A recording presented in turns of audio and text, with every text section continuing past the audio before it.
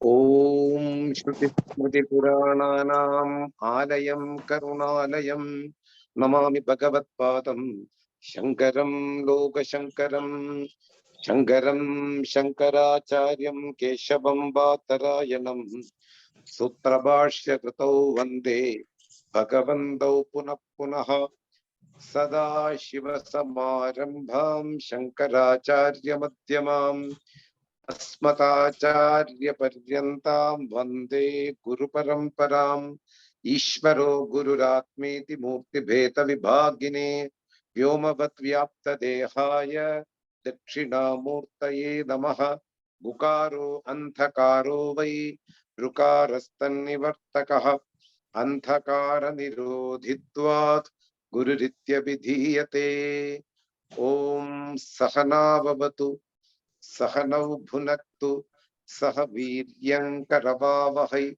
तेजस्विनावधीतमस्तु मा विद्विषावहै ॐ शान्ति शान्ति शान्तिः ॐ नमो भगवते वैवस्वताय मृत्यवे ब्रह्मविद्या आचार्याय नचिकेतसे नमः. So, we are in the Kaṭha Upaniṣad, second chapter, second section, fourth mantra. Kaṭha Upaniṣad is one of the Upanishads of Yajurveda. And this Upanishad is being profound in the tradition because of its literature and also the simplicity. So, our traditional teachers used to take for the beginners as an introduction of the commentary of Adi Shankara, who given a beautiful commentary for this Upanishad. Based on that commentary only, we are also studying. The whole Upanishad is a conversation between a young boy and the Lord of Death. In our tradition in India, there is a particular name for the Lord of Death. He is called Yama or Dharmaraja.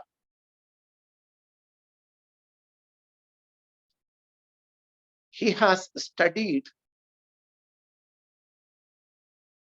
this portion of knowledge of Vedas. He is a well-versed student and also he is a well-versed teacher. So in our tradition, the Lord Death is given a status of traditional teacher. Those who know properly the Death as a traditional teacher, they will be welcoming any kind of death for their near and dears in a proper attitude. That is why all over India, death of somebody other than accident or some disasters or an early death like due to the diseases. Apart from that, a casual death is a celebration all over India. If you come to South India, they arrange musical instruments in order to take the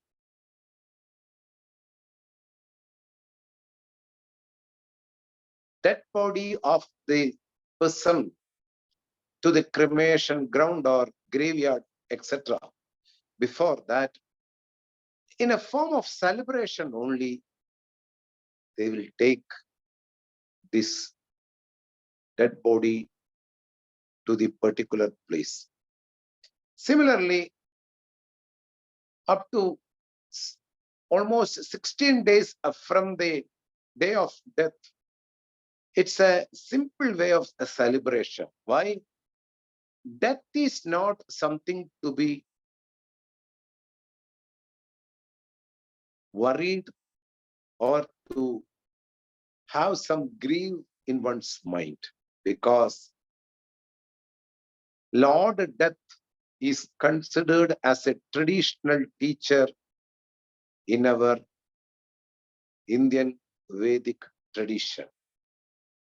And his visit will be always in the right time, in the right place, in the right situation. That is why we consider Lord not to be feared, but to welcome as a traditional teacher. Here, the boy Nachiketas went to his kingdom, Yamalokam, his palace, where Yama resides with his wives, children, and all his comforts, with all his retinue. There this boy went. Why? Because the father has given a word in the stage of ritual. You will be given to the Lord at death. That word itself.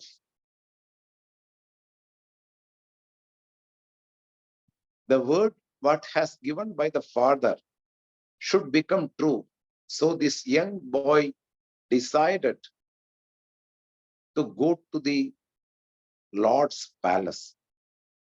There he asked and he got certain boons, etc., etc. I am not going completely. At last, the Lord Death was being compelled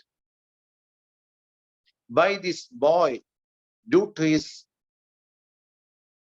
determination in his question that he want to know the reality behind the death and the birth. And he want to know if there is a life after departing from this world, where it will be, how it will be, will we get the same form, etc., etc. All these questions are being given by the Lord Death in the form of Kaṭha Upaniṣad. And we are going through these verses along with the Shankara's commentary. And here, the Lord of Death was pleased by the boy's stability in his attitude. And also, the Lord was so much pleased by his discrimination regarding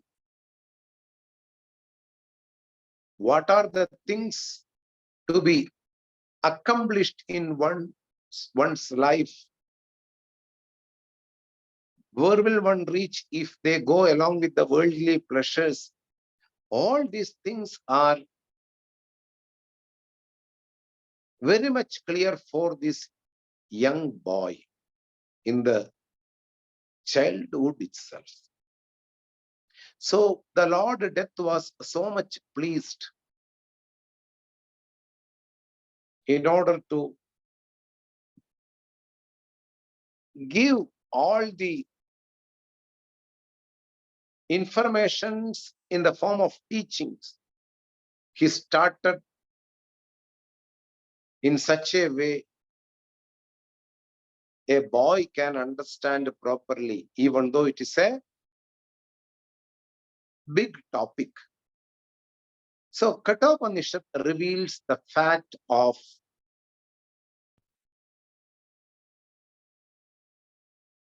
death and birth behind the reality behind the death and birth. And we are going through these verses one by one. What Lord Death given to Nachiketas in the form of teaching. And we are in the fourth verse of the second section of the second chapter.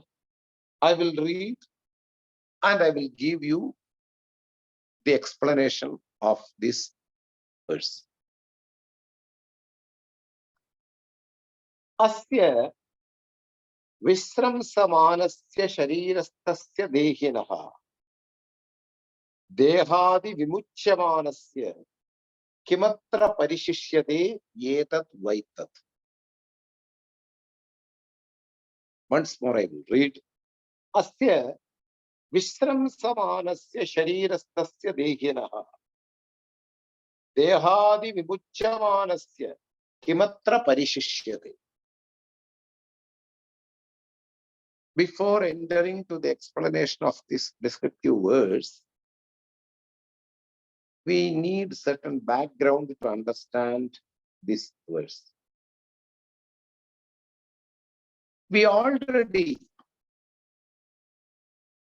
have some idea about the subject matter what we are studying through Upanishad. If not, one should be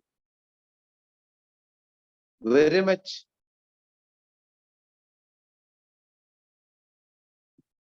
aware of what is the need of studying the Upanishad, what is the subject matter of the Upanishad, what is the result of these teachings, what will be the end of understanding this teaching. All these we are already discussed in the earlier verses. Now also we are going to see all these facts in different verses. So here we need a certain background to understand this verse. The Creator itself is in the form of creation. This phrase, one need to remember all our life. There is no a separate creator from the creation. The Creator is in the form of created.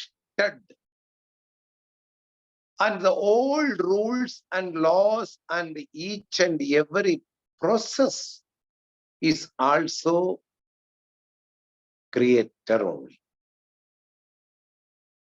Any action, in order to create something, for example, if you want to make a pot, certain amount of clay is needed, certain instruments are needed. You should have the idea how to make the pot, and you should have the idea how much you keep the pot in the sun to get dried. With all these ideas, you make a pot. The whole process is nothing but the Creator only. That is why lot of preference for our karma or the actions in the tradition. The Creator is in the form of our actions. Not only the created, the creator is also in the form of actions. So, the creation, the creator, the entire process, the whole actions which are involved to create something, everything is nothing but one single consciousness. This single consciousness is the topic of Upanishad, which is free from death and birth. That consciousness is being seen in this creation in different forms. Like water appears in a wave, in a drop, in the form of cloud, in the form of ice, in the form of pond, in the form of river, in the form of stream. But each and every form is not separate from the substratum called water. This logic one should keep inside the mind. Similarly, what are the dream objects which I perceived in my dream? Those objects are non-separate from my consciousness. Those objects are non-separate from me. Even though when I am seeing the dream, on that time, it appeared as though it is real. But once I woke up, I came to know all the objects are just mere projection. Only the consciousness remains. Similarly, the entire universe is a projection on the consciousness. Because of the extraordinary creation, it appears as though it is real.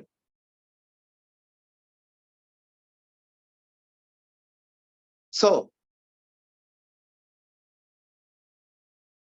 in inert thing, in a sentient thing, this consciousness is one and the same. Because it is all pervading. Everywhere in the creation, each and every particle in the creation, this consciousness is filled. That is why it is called all-pervading consciousness. When the consciousness is pervading in inert things also, why I cannot see the consciousness in a table, in a desk, in a mobile, in a book, in a speck of sand? I don't see the consciousness. Human body is aware of emotions, aware of pains, aware of worries, aware of happiness, which are products of consciousness. which confirms that I am sentient. My emotions, my necessities, my worries, my pressures, everything confirms that I am sentient. But when we come to an insentient thing like a piece of iron, a vessel, a piece of wood, a speck of sand, I don't find this consciousness. They don't have emotions. They don't have worries. They are not responding. They are not reacting because it is insentient. So, how can I understand that all-pervading consciousness is existing also in this piece of iron? The very word all-pervading include this piece of iron right in front of me. How can I understand that this consciousness is there in this piece of iron also? I will give you few examples. Then only we will get a clarity that all pervasiveness includes sentient and insentient things, those objects which are beyond the senses also included. Those objects which are imaginable, those objects which are unimaginable are also included. When all pervasiveness is presented, it means that the entire universe is pervaded by this one single entity, which is the truth, which is the almighty entity, which is the all-knowing entity. That entity is dwelling in an insentient thing also. That entity resides in a piece of iron, a piece of wood, in a speck of sand, everything in the world. How I can tally with an example? I will give you an example. In our house, there is a power line going through in each and every electrical appliances.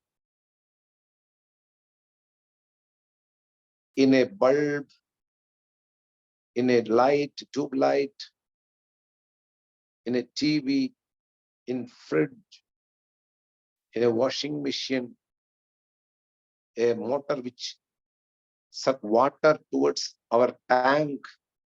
Everywhere this electricity is going, this line is there in each and every plug point.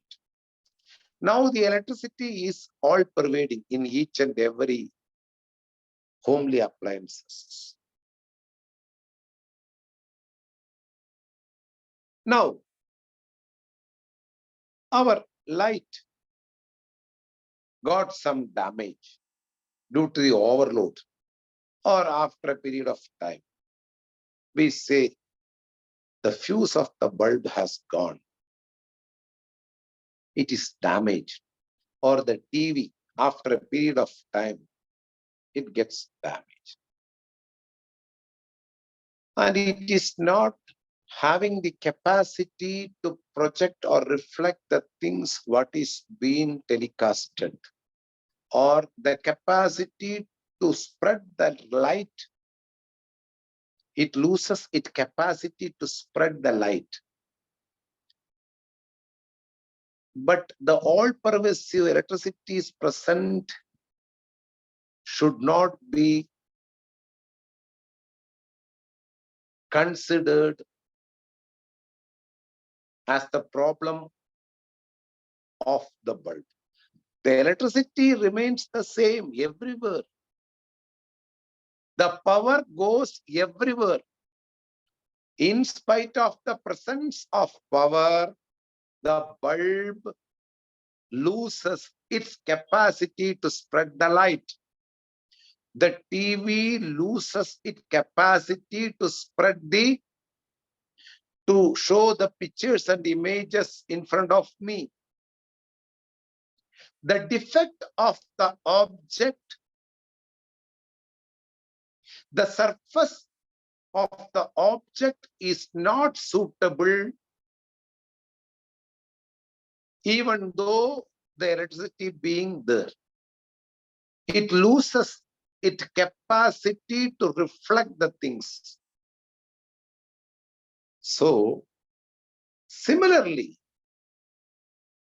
a piece of iron is lacking the capacity to reflect the consciousness. That's all.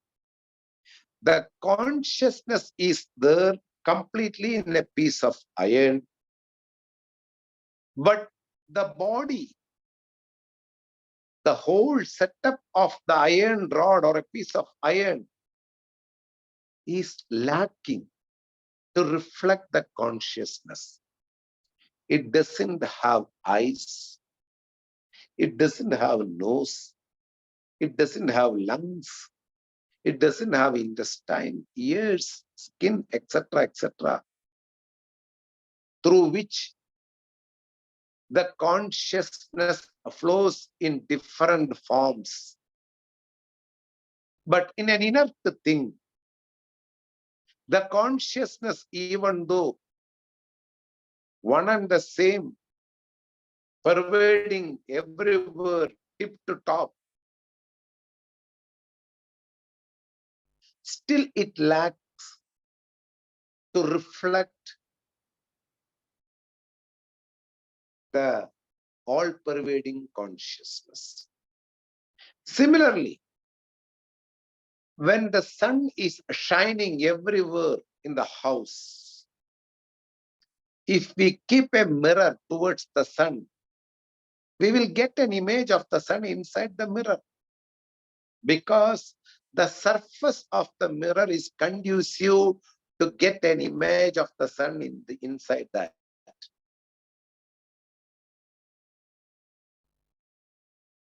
But the concrete, the roof is not conducive to get the reflection of the sun, even though there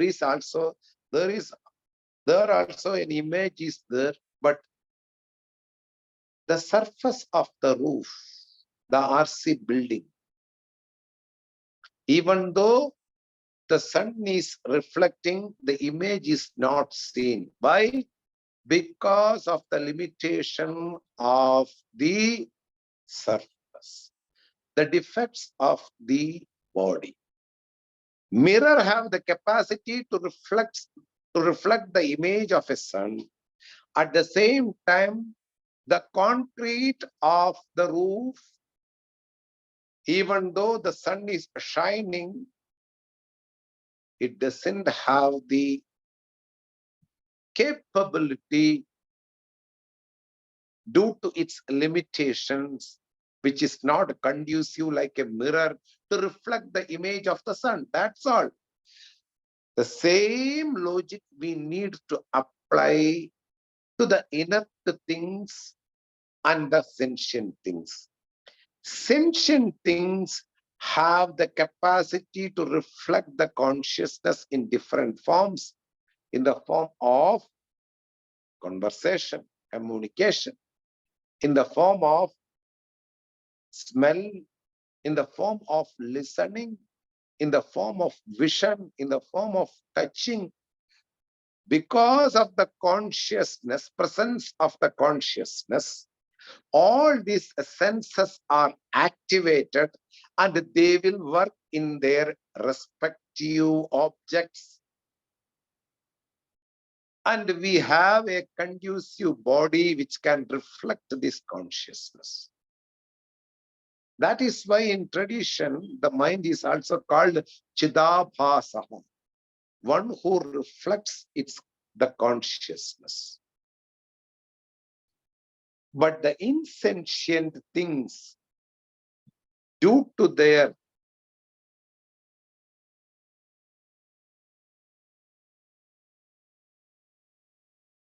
surface, due to their form, they are incapable to reflect this consciousness like a human body does. It is all pervading. This entity is there in each and every object, whether it is sentient or insentient.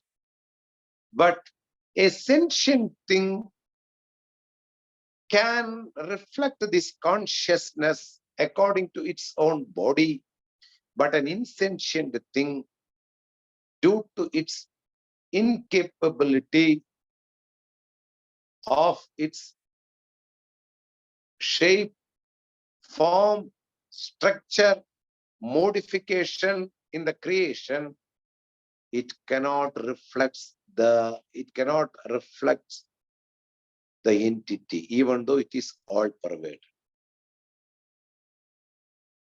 The death of a human being is also much less similar like this. The organs slowly fail to do their work in the human body, even though the all-pervasive consciousness is remaining from the head to the toe. The organs fail to work in their respective process in the human body. At last, all the organs get shut down, and we say the person is dead. It doesn't mean that the all-pervasive consciousness has gone from the body. Like in our common way of communication, he has gone, he is no more, which is utterly wrong from the sense of discrimination or from the sense of knowledge. For others, in order to make understand, we can say he has gone, she has gone, she is no more, he is no more, the dog is no more.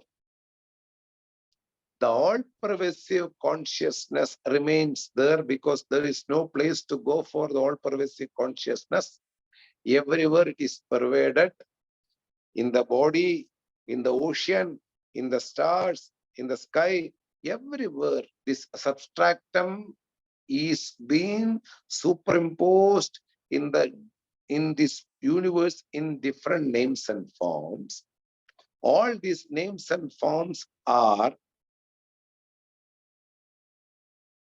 just a superimposition in the substratum called all-pervasive consciousness. There is no place to go for all-pervasive consciousness. It stays back. But we say in our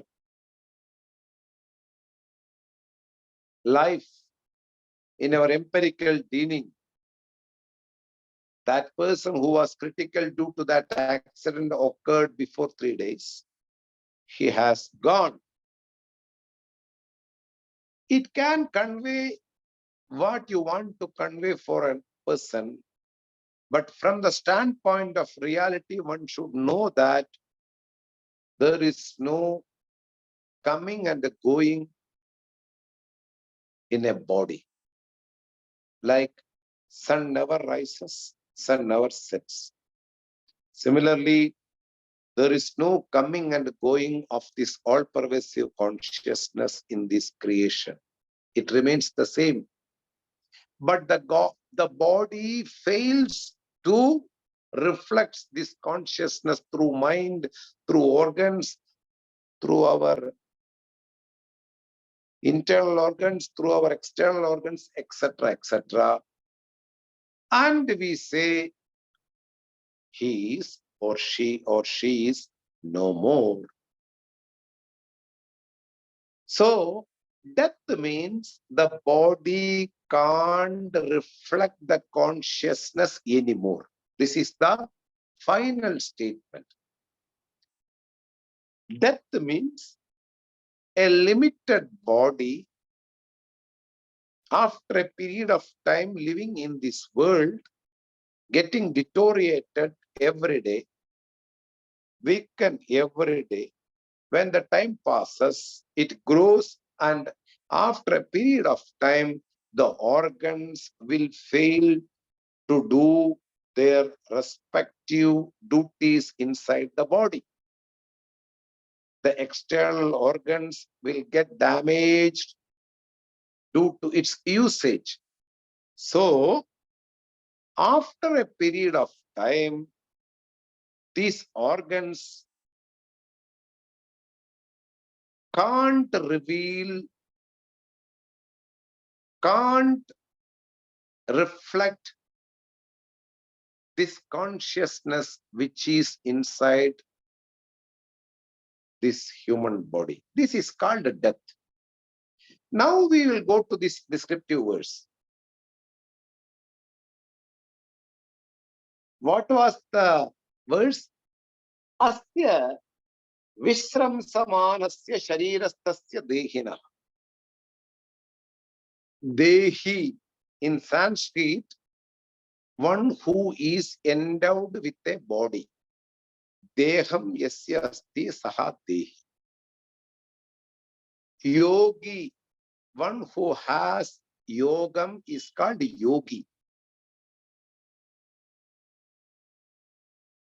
So, dehi, the person who dwells in the body,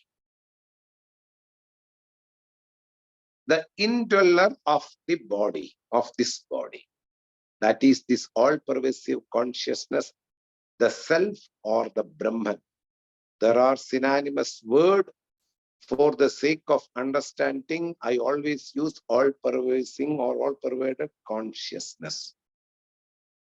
The self, the Brahman, we can use any word. This consciousness is also called in the name of self. What is the consciousness? That is me.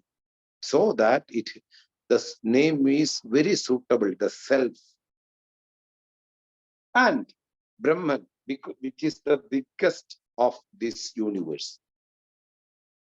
The Dehi, one who is the indweller inside the body, one who is residing inside the body. That consciousness, one who is residing inside this body, that consciousness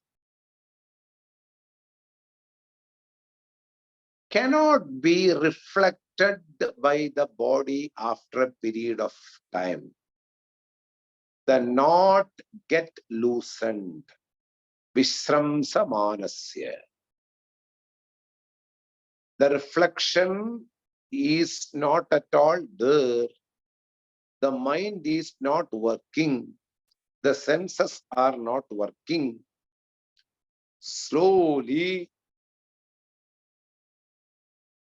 the organs and the body, which was reflecting the consciousness outside, slowly get loosened.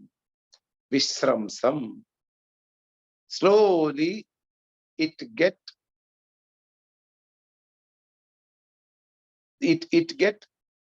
loosen its capacity. it is incapable to reflect the consciousness. Then we say he or she is dead. So I am coming to the literal meaning or the empirical meaning. The indweller of the body departs, even though that type of action never exists. There is no departure or there is no arrival of the consciousness inside the body. Still, for the sake of understanding of everybody, I say, when the departure of this consciousness happens in the body, after that, when it departs from the body and when he is freed from the body, there is nothing remains inside the body. The body cannot respond or react. What will be remaining in this body? What remains here in this body? Kimatra parishishyate. The point is, the body is completely inert right from the birth to the end. Due to the presence of this all-pervasive consciousness, the body seems to be sentient.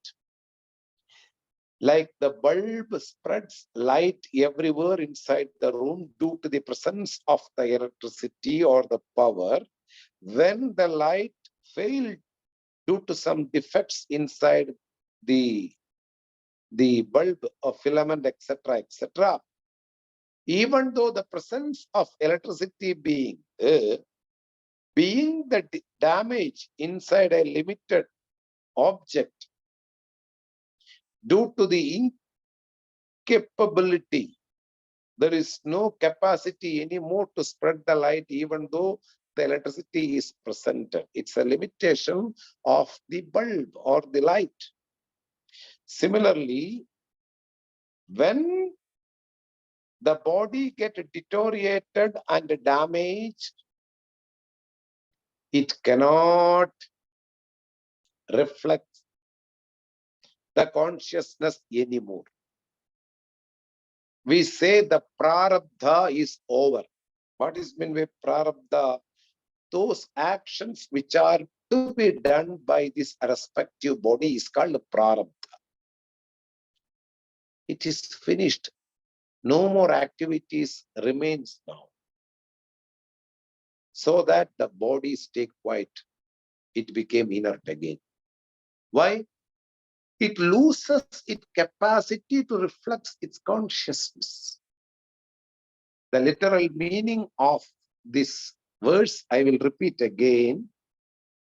When the indweller of this body get looser, when he is completely freed from this body, it means the body loses its capacity to reflect this consciousness. It is called death. After that, what else remains here in this body? Nothing will be there. The body will be staying quiet. It is also a log of wood, a log. This consciousness is you, O Nachiketas, the self. You are not the body. That consciousness which was there to give all its capacity towards the body. Self-evident, self-effulgence, Atman, this consciousness, lend all its features or characteristics towards the body. And the body seems to be sentient. Body seems to be active. And the body think that I am a woman, I am a man, I have some body necessities. I am behind the wealth. I am behind wine. I am behind a woman. Due to the ignorance, even though I am this self which is consciousness, not knowing that I am this consciousness, most of the people in the creation think them that they are a body, human body. And at last, when the body loses its capacity to reflect this consciousness, it becomes again inert. So this self, which is inside this dead body, remains same when it was active, the same consciousness being there inside this dead body, because the body loses its capacity to reveal this consciousness. That's all.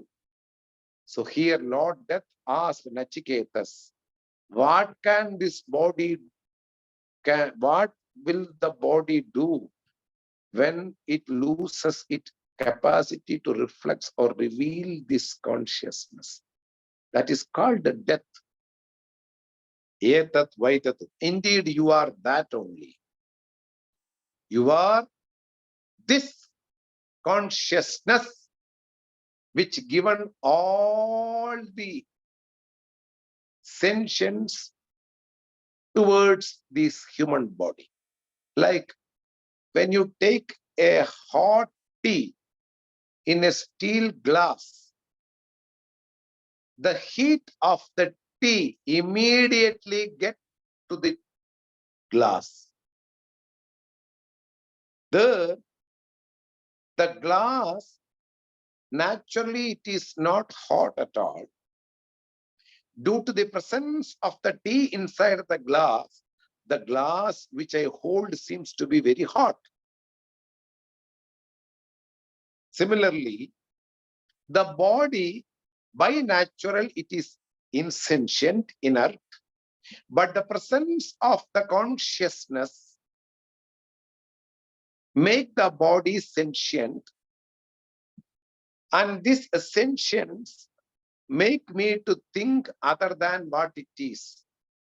This sentience will not make me to think I am this all-pervasive consciousness. Instead of that, I am a limited human body. I am a man. I am a woman. I have this type of necessities. My pressures spills out. I go behind different things due to my ignorance. Suppose there is adequate punya in one's life, they will be under the realm of a traditional teacher. From there, a person will get proper guidance regarding the goal and what is to be done to reach the goal, and the teachings will help them in their daily life. Suppose you are inadequate, you are lacking the punyam.